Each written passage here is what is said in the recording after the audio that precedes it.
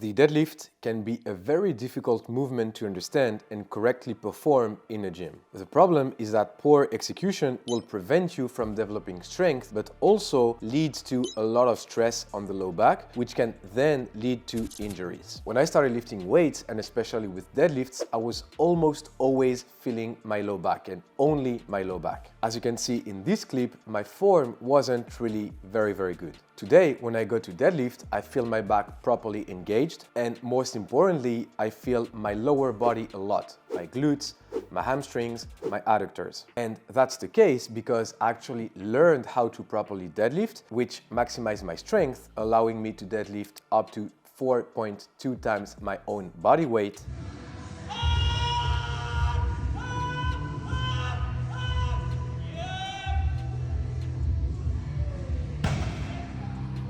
But also improved my technique a lot, which allowed me to deadlift pain-free for almost 8 years now. So today I wanted to share with you one pro tip that completely changed the way I viewed, but most importantly, the way I execute my deadlift. So if you want to make some serious deadlift gains, but you're struggling with technique and you feel your low back completely fried after just a single set of deadlifts, this tutorial will be a game changer for you.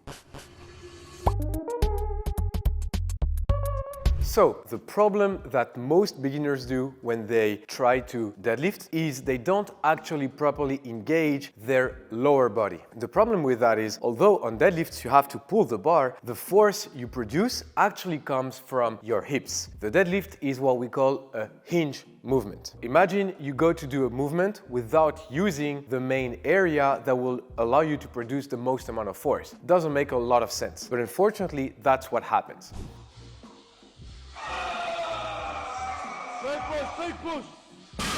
And the reason as to why beginners don't properly engage their lower body when they go to deadlift is because it's actually pretty hard to do. It's hard to understand how to use your lower body in order to produce force into your deadlifts. So the pro tip that I want to share with you today is that before deadlifting, you actually want to load your hips. You want to engage your lower body. How do I do that? I'm going to demonstrate right now with the bar, and then I'm going to explain everything to you guys. This simple motion allows me to actually load my hips into the movement. So if I go from here and I just bend my back and I just round my back, I'm not engaging my hips. On the contrary, here I'm actively properly engaging my hips, will allow me to have a strong deadlift. So we're going to see right now the 3 levels of hinge. Obviously you start with level 1, and once you've cleared all 3 levels, you know how to properly hinge for a strong deadlift, and you can then do this movement correctly.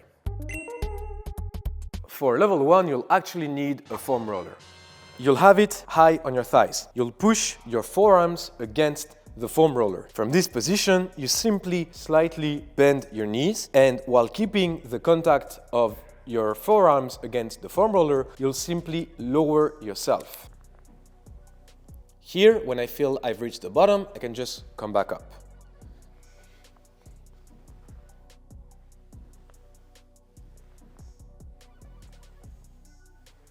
This way is the most simple and effective way to learn how to properly hinge, meaning how to properly engage your hips. As you can see, this motion that I'm doing here is a pure hip flexion, meaning hip engagement. And our goal throughout the 3 levels of learning the hinge is to be able to master this technique and then transfer that over to the deadlift, where you'll be able to produce the most amount of force.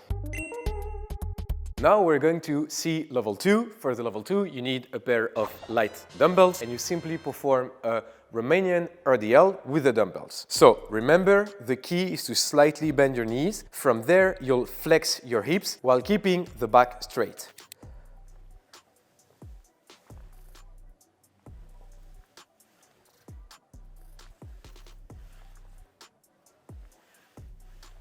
Same as level 1. Once you've mastered level 2, mastering level 2 meaning you can properly flex at the hip, your back is straight, and you feel a good pump in your glute, in your hamstrings, in your adductors. Then we can go on to level 3.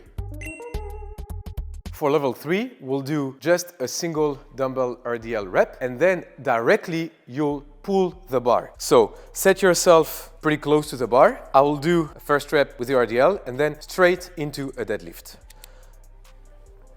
Here I'll let go of the dumbbells, and from this position I immediately go onto my deadlift.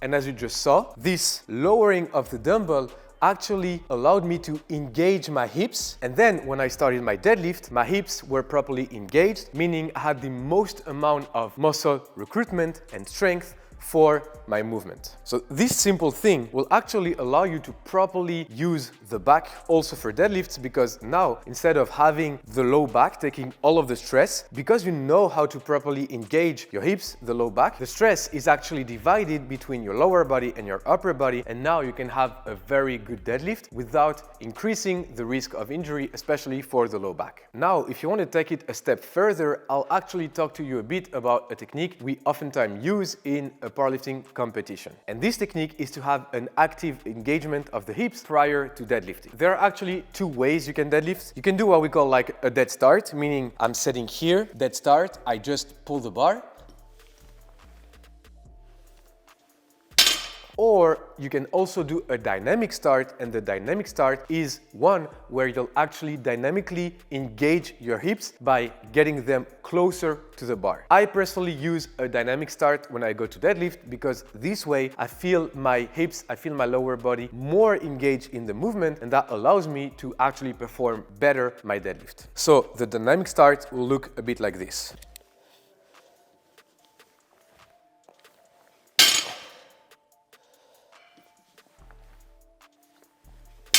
So as you can see, instead of being completely dead stop when I go to engage my deadlift, I have this motion where I actually engage my hips and try to get them closer to the bar as much as possible. And this positioning allows me to develop the most amount of force, and also it allows me to feel very well my lower body when I go to deadlift, which is, again, like we said throughout this video, a very good thing to have. One small caveat though, be careful with something. If you choose to use a dynamic start, make sure you don't push the bar away when you get your hips closer to the bar, because it's very easy to actually overshoot that dynamic start and just push the bar away. And if you push the bar away, you're making the movement 10 times harder. Dynamic start, you'll see the bar won't drive away from me.